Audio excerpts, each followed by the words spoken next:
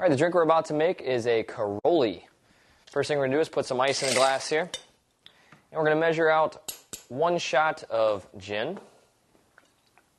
There we go. And next we'll do a half of a shot of apricot brandy. There's a half. And next we're going to add about a dash, just a dash of bitters, orange bitters.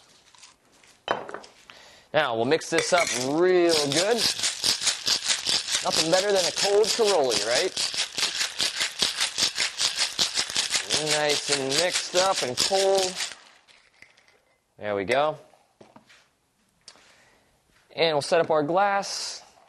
Give it a nice pour here. Pour it real slow. There we go. And give it a straw.